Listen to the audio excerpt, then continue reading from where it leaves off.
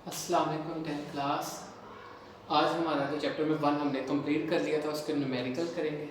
ठीक है, तो इस चैप्टर के अंदर हमने जो भी फार्मूले वगैरह पढ़े हैं वो मैंने लिख दिए एक साइड पे, अगर आपको नज़र आ रहे होंगे। ये देखो, टाइम पीरियड का formula 2 pi square root L by ji.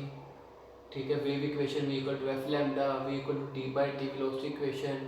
Time period frequency का रेसिप्रोकल होता है, फ्रीक्वेंसी टाइम पीरियड का रेसिप्रोकल होता है, g की वैल्यू 10 होती है। ये मतलब पढ़ा हुआ आपने सारा, तो हम न्यूमेरिकल सॉल्व करते हैं। ठीक है, अब फर्स्ट स्टेटमेंट है, वो फर्स्ट स्टेटमेंट में हमें कह रहा है the time period of a simple pendulum is 2 second.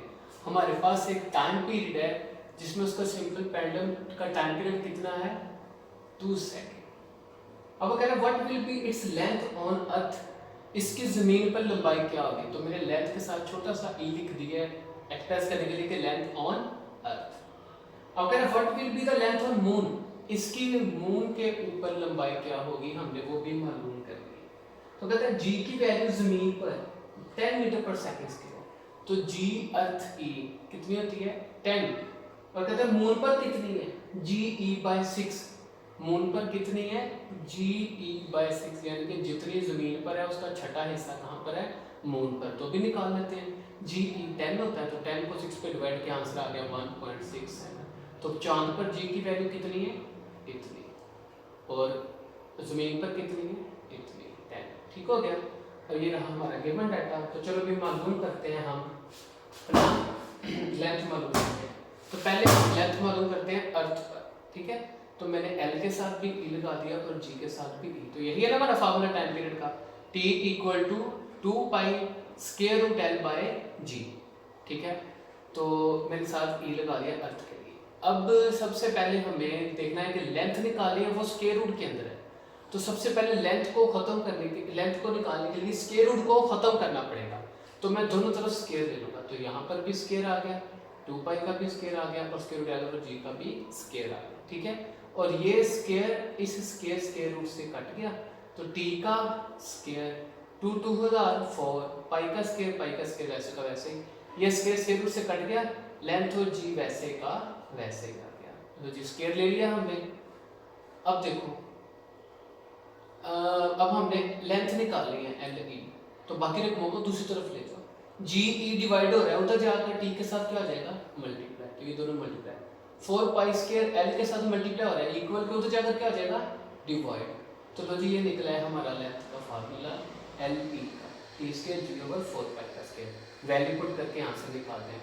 तो टाइम पीरियड कितना है, उसका स्क्वायर ले लो, टाइम पीरियड है 2, तो टाइम का स्क्वायर 2 का स्क्वायर, जी की वैल्यू 10, तो जी की वैल्यू 10, 4 वैसे का वैसे ही, पाई क्या आता है 3.14, तो 3.14 का स्क्वायर। लो जी वैल्यू पुट कर दी। अब इनको सिंप्लीफाई करके आंसर निकाल दो। ठीक है, 2 2 आर 4, 4 10 आर 40, तो ये ऊपर आ गया। अब इसका स्क्वायर लेके 4 से मल्टीप्लाई किया तो ये आंसर आ गया। क्लियर है, अब हम इन दोनों को डिवाइड कर देंगे, ये हमारा आंसर आ जाएगा। तो ये निकल आया length of pendulum on earth, जमीन के ऊपर वैल्यू, तो उस पेंडुलम की जिसका टाइम पीरियड 2 सेकंड है, उसकी लेंथ कितनी होगी, 1.02 मीटर। ठीक है, अब हमने यही लेंथ निकाल ली है, ये अर्थ पर निकाली है, अब चांद पर निकालेंगे। तो लेंथ ऑफ अर्थ है, तो यहाँ भी m लगा देंगे, यहाँ भी m लगा देंगे, ताकि वो मून का बन जाए। तो इसी फार्मूले को मैंने दोबारा लिखे, बस e की जगह क्या लगा दिया, m लगा दिया। ठीक है, ये बन गया लेंथ ऑफ मून का फार्मूला। तो टाइम पीरियड वही है 2 सेकेंड, बस g की वैल्यू चेंज हुई है, क्योंकि जमीन का निकाला था तो 10 लगाया था, अब हमने मून का निकाला तो मून की g की वैल्यू 1.67, तो अब हम g की जगह क्या लगाया, 1.67, 4 वैसे का वैसे, और पाई की जगह 3.14 का स्क्वायर। अब इन दो इसका स्क्वायर लेके मल्टीप्लाई किया, ये आया, इसका स्क्वायर लेके 4 से मल्टीप्लाई किया, ये आया, और इन दोनों को डिवाइड किया तो हमारा निकला है लेंथ ऑफ मून।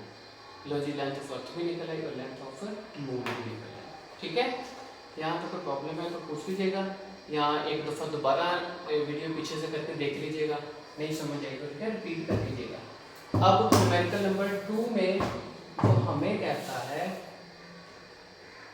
एक सिंपल पेंडुलम है हमारे पास जिसकी लेंथ कितनी है 0.99 मीटर। एक पेंडुलम है सिंपल जिसकी लेंथ कितनी है 0.99 मीटर, और कहते हैं the the time period of a pendulum is 4.9 second.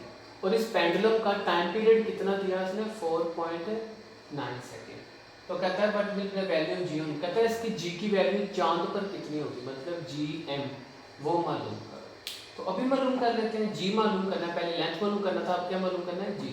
तो टाइम पीरियड दिया हुआ है, वही फार्मूला इस्तेमाल कर लो, t equal to 2 pi square root L by G. अब जी कहाँ पर है, स्क्वायर रूट के अंदर है जी, क्योंकि जी एम मालूम करना तो जी एम डाल देता हूँ। अब जी स्क्वायर रूट के अंदर है तो पहले स्क्वायर खत्म करने के दोनों तरफ क्या लेना पड़ेगा, स्क्वायर। तो इधर स्क्वायर लिया तो t का स्क्वायर आ गया, 2 का स्क्वायर लिया तो 4 आ गया, पाई का स्क्वायर लिया तो पाई स्क्वायर आ गया, स्क्वायर स्क्वायर रूट से कट गया, एल ओवर जी आ गया। अब हमने जी निकालना ना, तो बाकी सारे रकमें इधर हैं तो जी बटे में है, तो जी डिवाइड हो रहा है टी स्क्वायर के साथ जाकर मल्टीप्लाई, और टी स्क्वायर मल्टीप्लाई हो रहा है इधर आकर डिवाइड, तो जी उधर चले जाएगा और टी स्क्वायर वहाँ से इधर बटे में आ जाएगा। तो ये बन गया हमारा जी का फार्मूला, मतलब जी और टी आपस में चेंज हो गए, जी उधर और टी बटे में आ गया। अब ये बन गया हमारा जी का फार्मूला।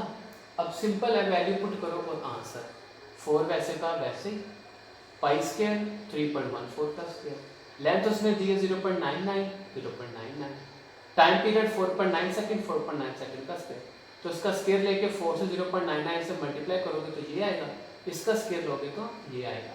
अब इन दोनों को डिवाइड कर दो, आपका क्या निकल आया, आंसर। ठीक है, अब आपको ये सिंप्लीफिकेशन तो आती है करनी, माशाल्लाह 10 क्लास में हो चुके हो। ठीक है, ये था हमारा न्यूमेरिकल नंबर 2। समझ ना आए तो वीडियो एक दफ़ा दोबारा रिपीट करके देख लीजिएगा, फिर भी ना आए तो क्वेश्चन कर दीजिएगा। अब हमारा नेक्स्ट न्यूमेरिकल नंबर है न्यूमेरिकल नंबर 3। स्टेटमेंट में वो कह रहा है कि find the time period of a simple pendulum of 1 metre length. ये हमारे पास एक पेंडुलम है जिसकी लेंथ कितनी है, 1 मीटर।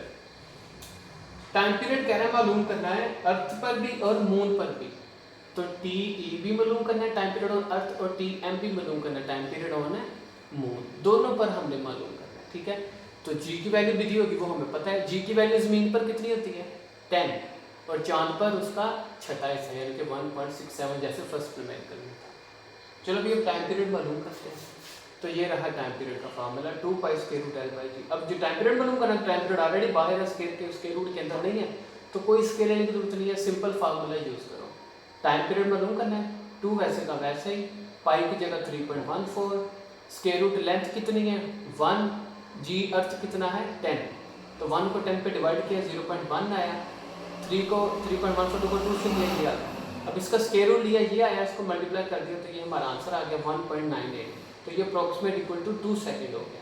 ठीक है, तो ये निकला है हमारा टाइम पीरियड ऑन अर्थ। अब हमने निकालना है मून पर, तो सारा क्वेश्चन सेम है, बस जी की वैल्यू चेंज होगी, बाकी सेम है। ठीक है, तो यहाँ पर ही हम लगाते हैं, यहाँ पर भी टाइम पीरियड का formula 2 pi square root L by G, यहाँ पर भी हम, यहाँ पर भी हम मून का।